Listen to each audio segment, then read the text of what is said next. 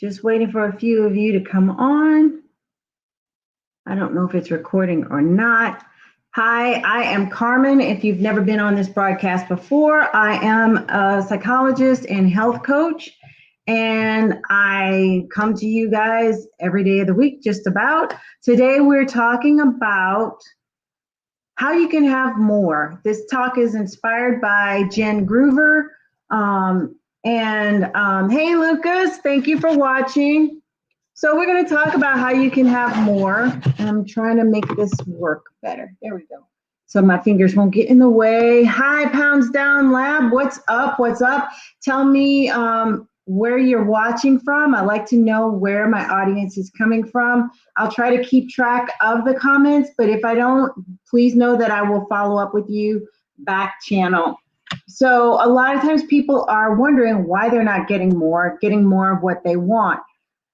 So according to Jen, one of the top reasons is because you're not being clear about what you want. It's not enough to say, I want a Range Rover in the garage, or I want to have a house. You got to be more clear and specific about what you want so you can talk about how you're going to get what you want. So that's the first thing. Not being clear about what you want keeps you from getting more. And you keep doing the same thing over and over and over again. Hey, Toria, how are you? So the second thing is people don't go for more, or they don't get more because they failed before and they're afraid to try again. They start, making their potential itty bitty bitty. We're going to downsize because, the last time I tried to go out on my own, I failed miserably. So I'm just going to shoot for being an employee. Okay, that's enough.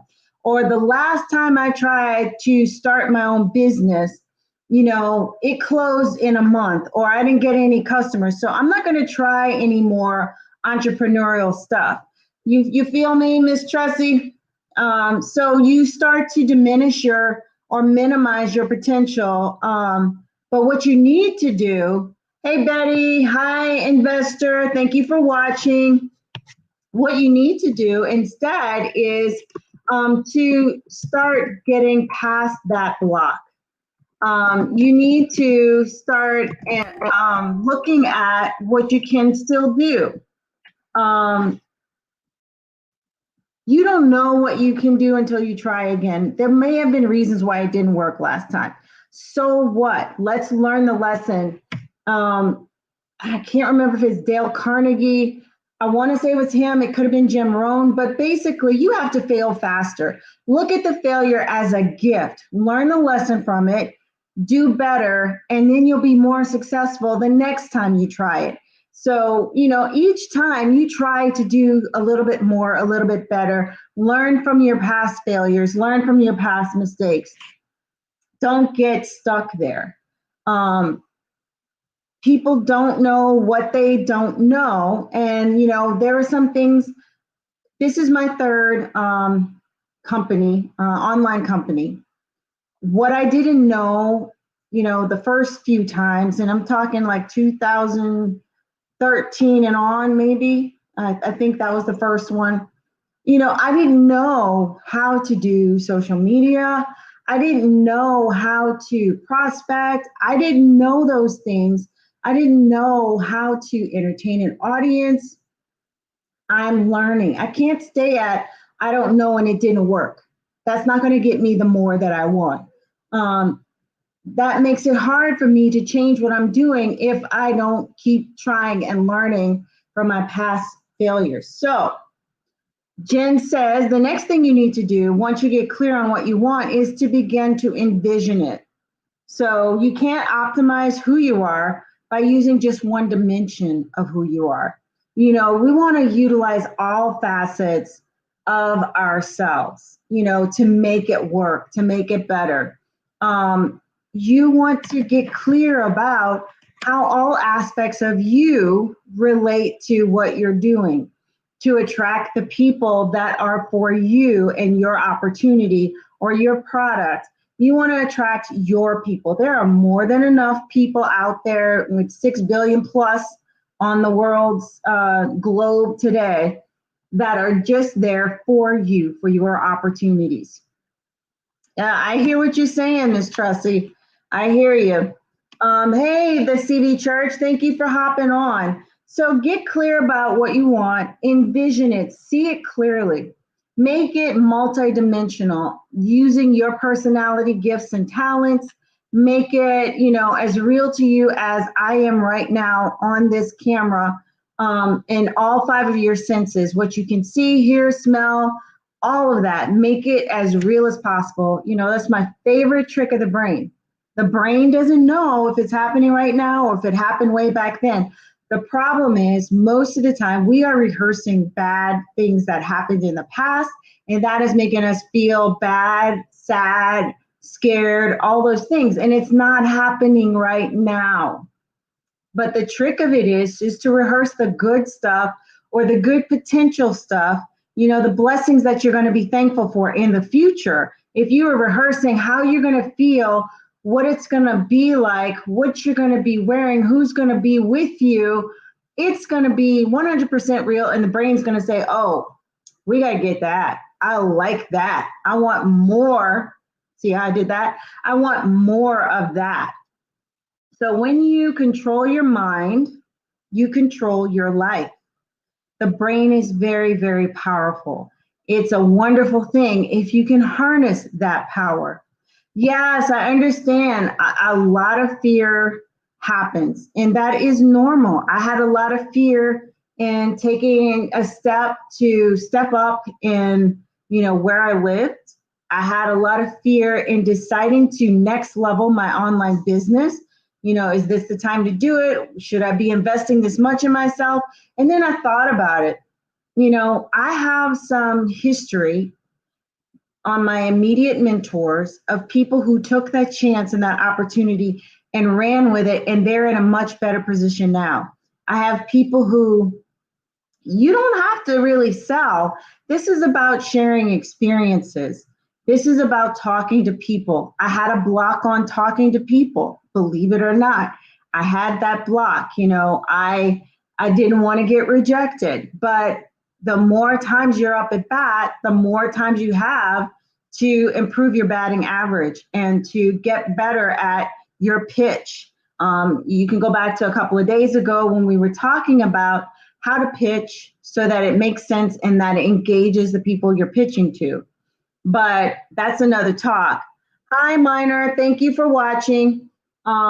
So feel the fear and do it anyway. There's, in fact, a good book about that, and the title of the book is Feel the Fear and Do It Anyway. So if anybody is having troubles with that, you really should look that book up. We like to say in my group, embrace the puke, so you're afraid to get in front of people and talk. Believe it or not, I have those issues too. And public speaking. 2 years ago, when I started speaking on here, I had that fear. I actually felt more vulnerable on social media than I did speaking to 60 to 100 people in a crowded room. I don't know how to explain it, but I was terrified. And it didn't make sense because I still knew what I was talking about, but I felt more exposed. And it's go ahead and embrace the puke factor. And the more often you do it, the more often you're in front. It's like, oh, no big deal. All right, I can do that. I know how to do that. So doing it anyway and doing it repeatedly, consistently is the other key. Not the key to more, but to getting past your fears. Because once you have done it once, twice, 5, 10 times, it isn't a big deal. It may be about, can you improve? Thank you for the love, guys. And if it's resonating with some of you on Facebook, give me a high five or give me a yes in the comments. But once you've done it consistently and you build on your successes, you gain more confidence. Confidence is a numbers game too. The more times that you perform a thing, that you do a thing, that you're consistent with the practice of the thing, the more confidence you have, the more surety you have, the more, as Brian Underwood likes to say, the more certainty you have. Had the fear of speaking in front of people since college. Well, again, you're never too old to learn new things. I am learning new things all the time that challenge myself, challenge my confidence. I am in a challenge, speaking of, right now with my team that is also making me stretch. And it's like, well, first of all, this is the stuff that my mentor's been telling me to do all along, but it didn't click the last time I did this. It didn't click the 2 times, 3 times, 5 times before when she told me do X, Y, Z. And I'm like, oh, they ain't no way. I don't know why you think it's going to work for me. And, I don't think it's going to work for me. It's what you believe. I was reading that in personal development today too. If you don't believe it can work, then it's not going to work. It's simple yet complex. So, it just takes more times with the material, more opportunities to take action on what you're learning, to enact something that you learn, even from my talks, or if you're going to do a TED Talk or a Jen Gruber or motivational speaking on YouTube, you have to put it into practice in some form or fashion for you to get over that fear, for you to gain confidence that I can do A, B, C, D, F things. You can't achieve something that you have no vision for to get back on track, once you've envisioned it. And again, Jen says, believe you are worthy and capable. Get clear that you deserve what you desire. Another big block, because at different steps in development, I have questioned whether I deserve to move up to the next step. And I don't think I'm alone. If you can relate, again, raise your hand on Instagram, or raise your hand on Facebook, or raise your hand on YouTube. Hi, Sharon. Thank you for watching. So again, I want to repeat, believe you are worthy and capable. Get clear that you deserve what you desire. Okay, I deserve to be running a team. I deserve that. I deserve to be running a successful team. I deserve to be able to run a business where I set my time and I make really good money, as I can't make any income claims, but I deserve that to even get up to a 6-figure earner like some of my peers have been doing that are mentoring me now. I deserve that. What do you deserve? You have to make it up in your mind and believe for those things. What do you deserve? Do you deserve to get out of a bad neighborhood? Do you deserve to finally own your home? Do you deserve to finally get a newer car? Personally, I like used. It's a better value based on how much it depreciates once it's off the lot. But maybe you've never had a close to new car that's only 2 years old. Do you deserve that? Do you deserve not to have, overdraft fees on your bank account? Okay, or can we get more specific? Do you deserve to have a bank account, period, if you've never had one before? What do you deserve, and what do you desire for yourself, for your family, for your community? Again, going back to blocks, Jen says, remove the block, the beliefs and behaviors that keep you from getting what you deserve, what you desire, what you envision. Those have to come down. You got to tear down those walls. You got to tear down those barriers. You got to tear down those faulty beliefs and behaviors.